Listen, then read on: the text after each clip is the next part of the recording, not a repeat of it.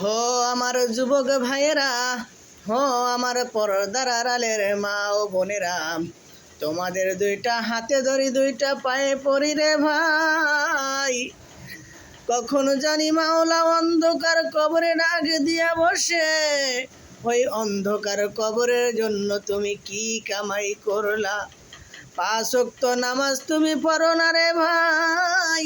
ও পর্দার আড়ালের মা ও বোনেরা, যখন ওই অন্ধকার কবরে চলে যাইতে হবে, তখন তোমার সঙ্গে কিছুই যাবে না।